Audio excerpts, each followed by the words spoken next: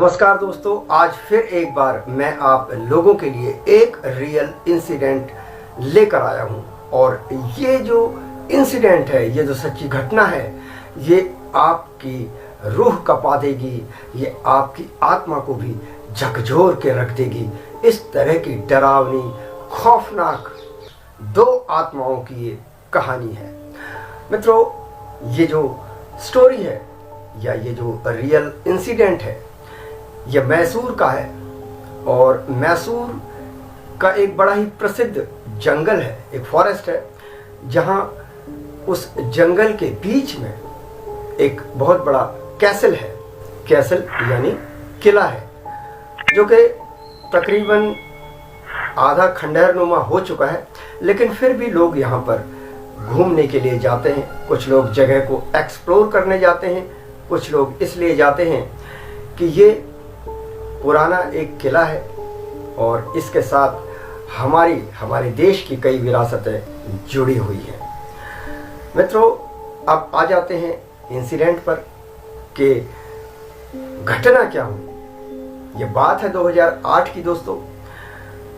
3 लड़कियां जो कि दिल्ली की रहने वाली थी, अनन्या, रोशनी और अमिता, ये तीनों एक ट्रिप डिसाइड करती हैं कि हमें एक ट्रिप पर जाना है।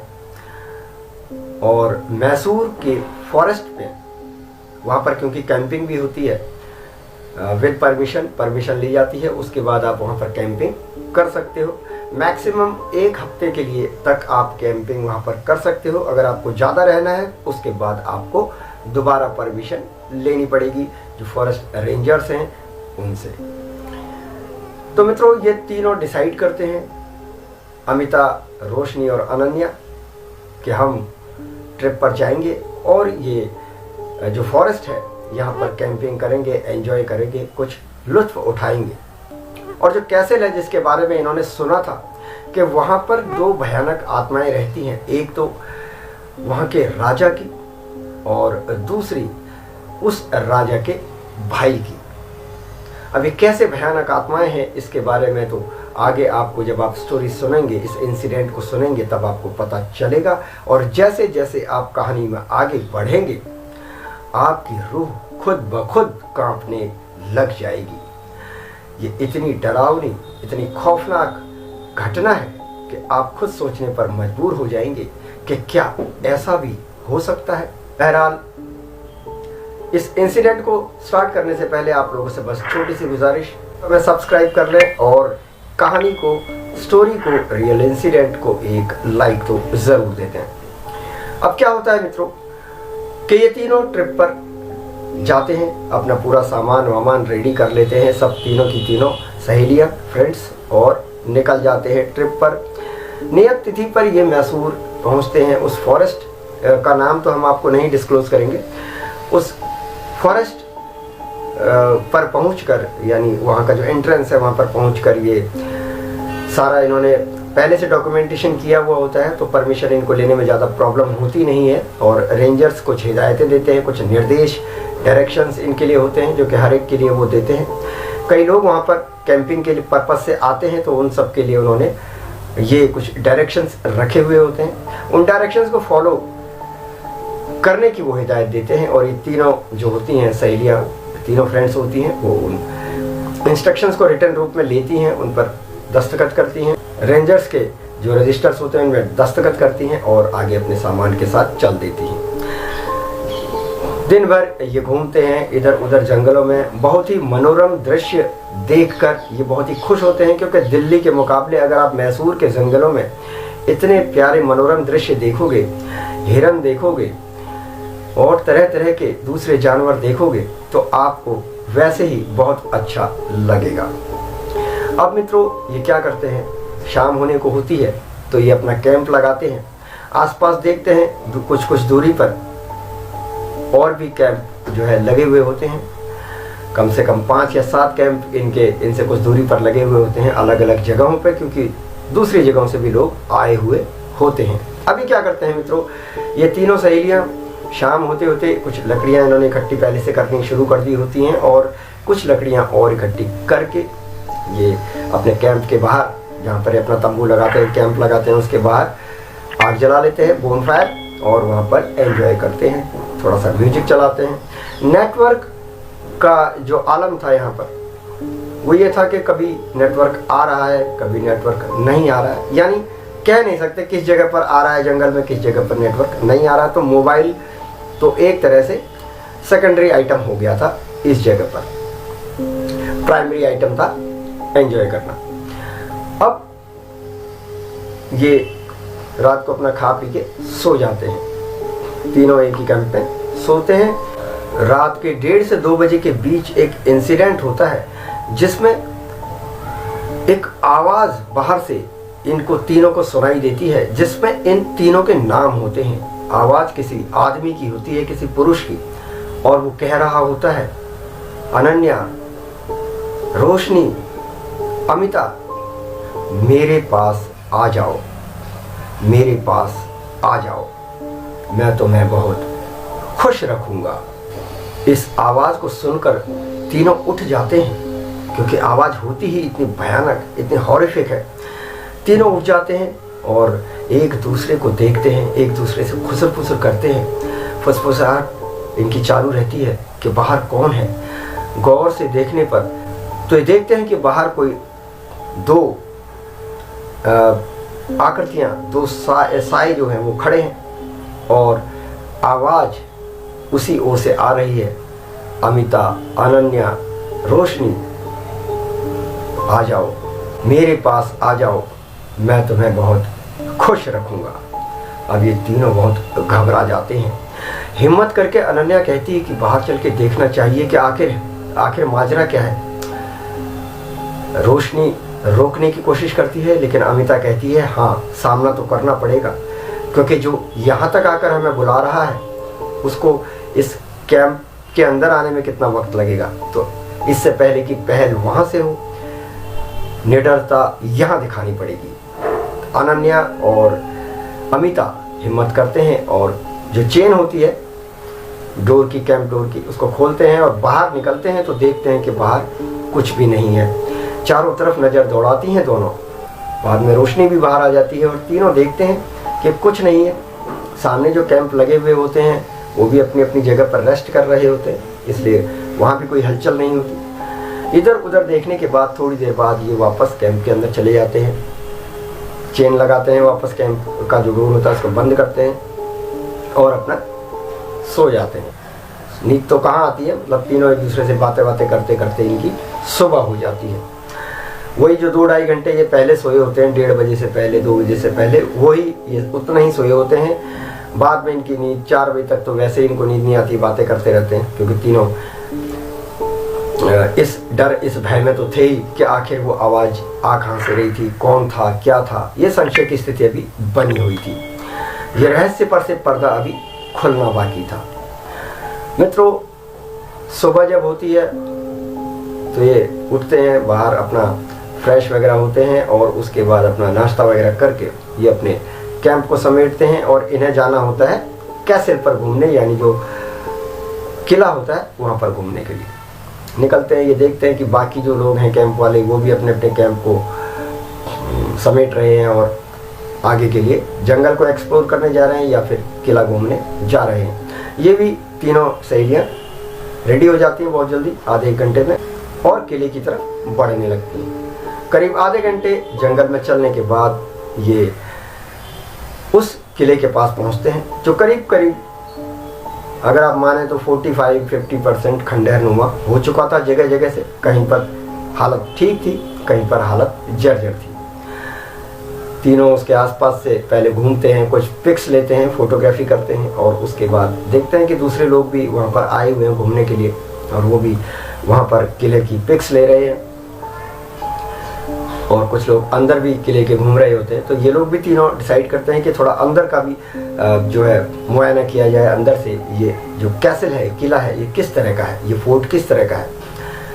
अब तीनों अंदर जाते हैं, घूमते हैं, इन्हें एंटीक चीज़ें वहाँ पर दिखाई देती हैं और कई सारी चीज़ों की ये फ़ोटो भी लेते हैं।